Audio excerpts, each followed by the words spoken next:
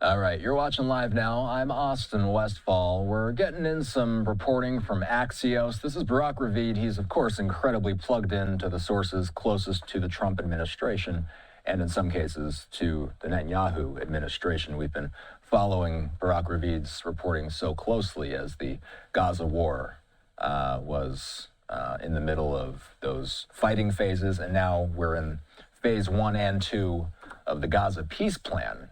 Ravid saying this: President Trump is moving closer to a major war with Iran. It could come sooner and be much bigger than most recognize, sources are telling him. I'm also reading some new reporting from the New York Times that says the rapid buildup of U.S. forces in the Middle East has progressed to the point that President Trump has the option to take military action against Iran as soon as this weekend. That's according to administration and Pentagon officials speaking with the New York Times. The Times says that President Trump has given no indication that he has made a decision about how to proceed, but the drive to assemble a military force capable of striking Iran's nuclear program, its ballistic missiles, and accompanying launch sites has continued this week, despite indirect talks between the two nations earlier this week. We're going to be joined by Professor Alon Burstein in a moment here. Before we connect with Alon, let's get the latest reporting from Fox's Doug Luzader on the negotiation process between the U.S. and Iran on ramping down Iran's nuclear program. Some mixed messages from Iran, but President Trump says he's looking for a diplomatic fix here, backed by a clear threat of military action. Iran's state television showing live fire exercises and saying the country would shut off the critical Strait of Hormuz waterway, a show of force while talks move forward with the United States. You know, in some ways it went well. They agreed to meet afterwards. Vice President J.D. Vance describing the talks with some tempered optimism. They're being led by administration envoys Jared Kushner and Steve Witkoff. A new window of opportunity has opened, under which we had the second round of the negotiations with the United States. At the same time, though, Iran has threatened military action of its own. And some question whether Iran can be trusted in these talks. If indeed Iran doesn't demonstrate any good faith, although the latest reporting indicates that they may have agreed to some sort of a framework, we don't know the details, then the United States would be prepared to launch strikes. And the U.S. buildup of firepower in the region has been considerable, with more on the way. One of President Trump's red lines is Iran's development of nuclear weapons. Our goal is to make sure that doesn't happen. And again, the president has a lot of tools in the toolkit to make sure that doesn't happen. But Iran's critics say this is all about buying time and that Iran isn't really interested in a deal. In Washington, Doug Luzader, Fox News. All right, let's discuss the latest on the situation with Iran with Professor Alon Burstein. He is the host of the Israel-Palestine-Report. Alon, as always, it's good to see you. You know, a lot of this discussion began when we were looking at images like this. The protests in Iran sparking a reaction from the United States. And really, it's been since then that we've seen the U.S. and Iranian officials come to the indirect negotiating table, talking about an off-ramp for Iran's nuclear program. But recent reports like this one from Christian Daytalk with the Washington Examiner says the press secretary declines to say if the president has outlined a firm deadline for Iran to bring back a counter-proposal on a nuclear deal to the administration and avoid what looks like U.S. military action. She says, quote, "It's a fair question, but I'm not going to set deadlines on behalf of the president." A live look at the White House, the time in the nation's capital, just past 9:30 in D.C.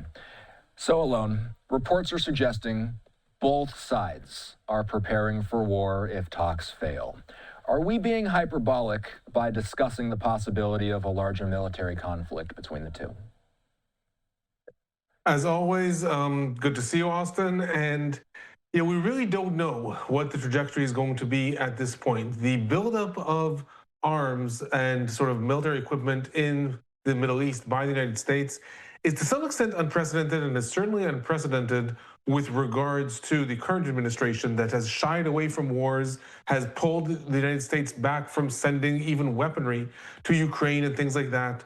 Then we had sort of the change of heart when it came to Venezuela. Then all of a sudden, the way things are developing in Iran, it's again somewhat unprecedented. I remind you that even in the 12-day war that happened in June last year, the participation of the United States was ostensibly limited to intelligence, intercepting Iranian missiles, and then one foray of massive bombings that happened, and that was it.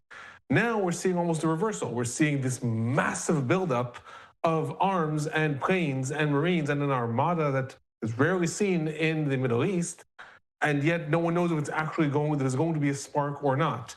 As sort of the report before us said, over the past week, we have heard very contradictory things. After that's the second round of talks that happened in Europe, the sides were somewhat optimistic. They actually put out messages saying, we've come to some sort of framework. Iran was the first one to say we came to a framework in which we will be able to possibly build upon this towards a future deal.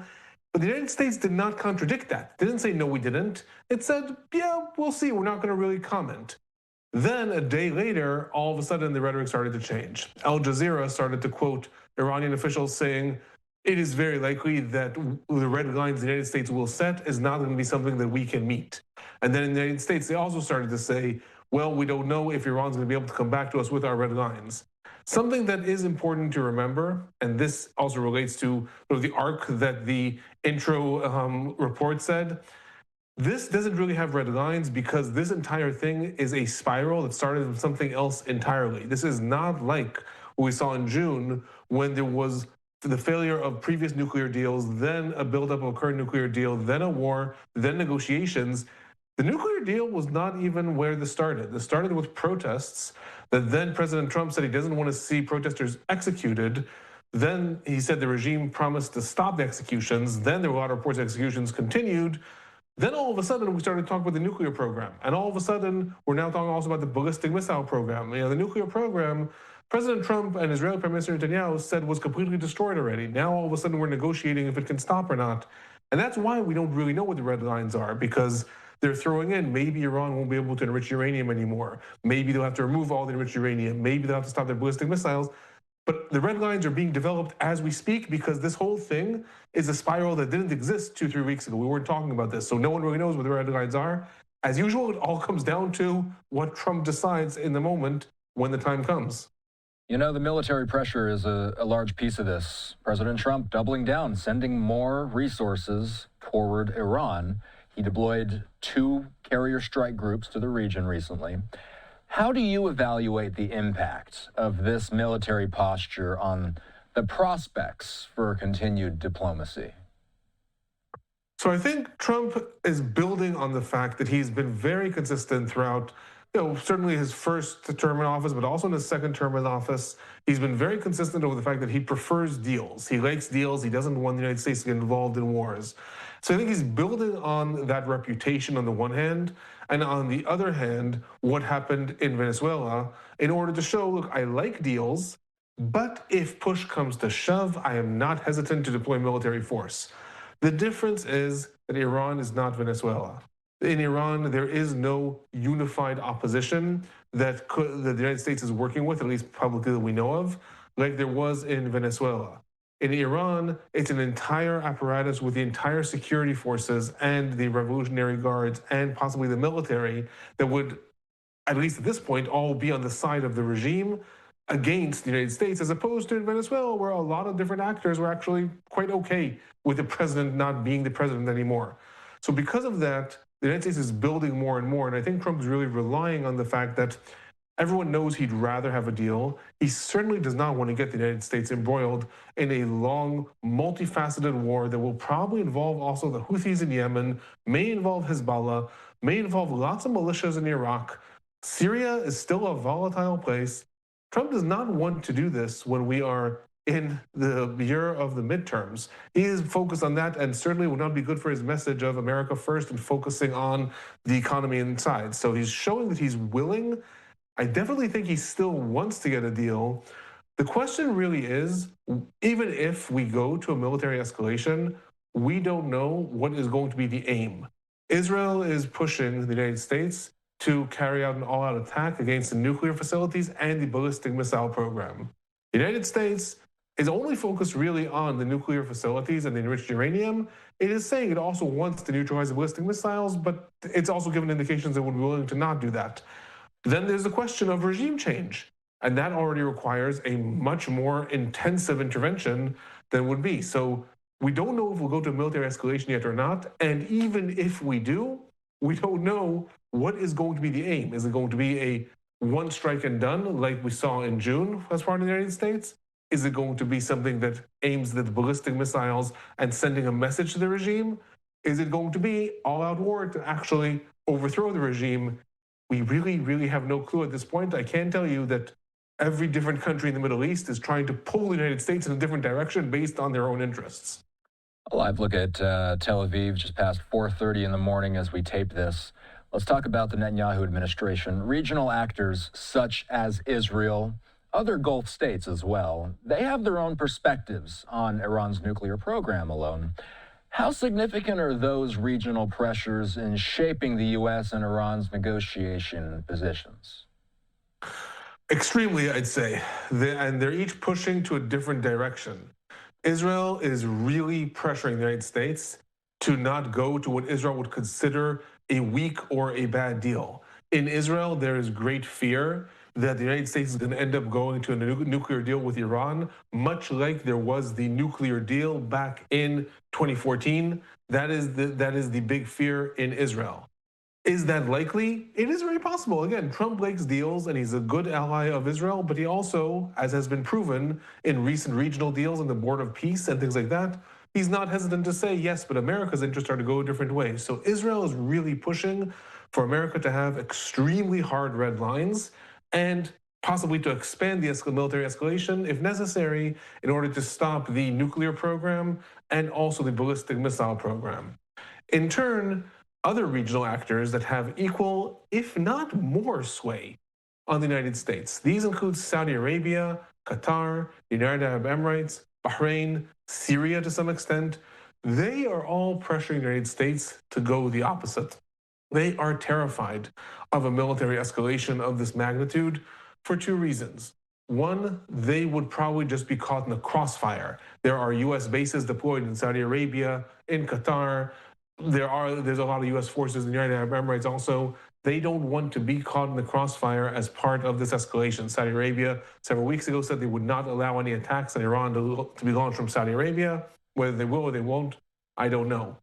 A second great fear that they have is that they have no love for Iran, these Gulf Arab countries, and they don't want an Iranian nuclear program.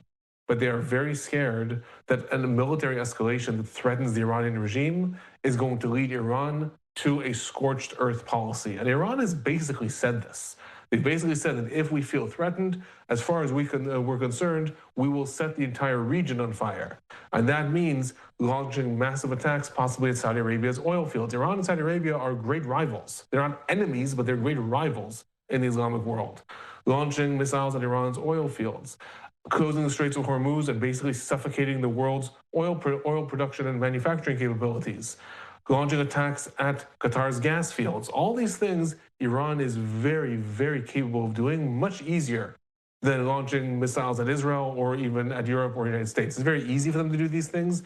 And the Gulf countries not only are scared, they're calling Trump and saying, how interested are you in the world's economy coming to a crash because all of a sudden oil ships are being sunk because Iran is firing missiles at them? So, these are the two pressure points, Israel and other countries, but primarily Israel, pushing the United States more towards hardline escalation or hardline and, if necessary, military escalation.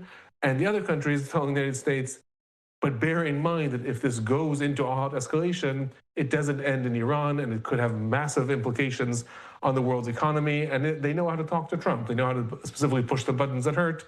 What's it going to mean for the stock markets if and when this happens? That doesn't mean Trump won't do this, but both countries are sort of screaming at the United States, opposing things. And like I said, one of the things that Trump was always good at, but has become even better at, is keeping everyone on their toes with regards to his unpredictability. We have no idea. He could put out a message on Truth Social in an hour. I've decided to de-escalate them, calling the armada off, or we're launching our fighters. And that is something that he's trying to use to his advantage and leaving us guessing. So let's read a little bit of reporting from Reuters here. Phil Stewart with this, saying Iran issued a notice to airmen that it plans rocket launches in areas across its south on Thursday from 3:30 in the morning until 1:30. The U.S. Federal Aviation Administration website showed on Wednesday Iran conducted Navy drills this week in the Hormuz Strait and plans to conduct a joint naval exercise with Russia on Thursday. You know, I've heard over the years North Korea will sometimes conduct military tests, and it's kind of seen as a soft message or a soft threat, if you will, to some of its neighbors. Is that what's going on here? Do we hear of tests of this nature from the Iranians?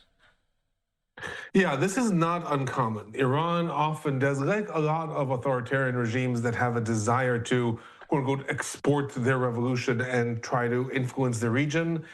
Iran has a lot of military parades. They have a lot of very highly publicized and televised testing of their missile systems. And it's all done as a display of force, both internally to their people. Why are you suffering? Well, we're developing our military, so it's not like our economy is in ruins not for a good reason, but also for the region. It is also important to note that very often when it comes to these escalations, especially in the Middle East, but not only, we saw similar things also in Europe and also in Asia. When it comes to these escalations, these buildups, very often sides will try to send signals to one another to say, you're going to see something happening tomorrow. I don't want a miscalculation. I don't want you to misread this as something that I am launching. And usually, and I emphasize the usually, sides try to build trust with each other, even enemies, even rivals, try to build trust and say, don't misinterpret this as something that is supposed to lead to war. This type of signaling started between the United States and the Soviet Union back in the Cold War to say, if you ever see a missile flying or something, call me first to make sure that it's an attack and not a miscalculation. I will say, it is also important to note though, that back in 2022, Russia sent messages to Ukraine saying, don't misinterpret the troops that are moving through Belarus. This is a training exercise, and then launched a massive invasion. Right. So, like I said, usually the sides tend to trust each other, but it's obviously not always. I will say the one thing that is uncommon, and that I think is a big message that is being sent by Iran, is specifically and explicitly saying this is going to be in the Straits of Hormuz. Straits of Hormuz are the choking point. They are the place that Iran can cut off the world's exports of oil from basically the entire Middle East, because the oil production that goes through Kuwait, Saudi Arabia, Bahrain, the United Arab Emirates, all end up filtering through the Straits of Hormuz. That doesn't mean the world wouldn't have oil. It would just have to go probably by land across to the different sea in Saudi Arabia, and would make everything cost a lot more. That's more uncommon. Iran does not tend to carry out exercises specifically in the Straits and specifically to close them off. That, I think, is the message, again, as part of the economic pressure and threats that Iran is trying to show to its regional partners and to the Middle East. So not uncommon that there's exercises, more uncommon and a bit of a signal where and how they're doing it. Professor Alon Burstein with us tonight. You can check out Alon's coverage on YouTube and most social media platforms. I promise his video usually looks better than this on the rest of his coverage. Alon, have a good night. Appreciate you. Thank you. We're trying to fix this right before. Have a good night. You too.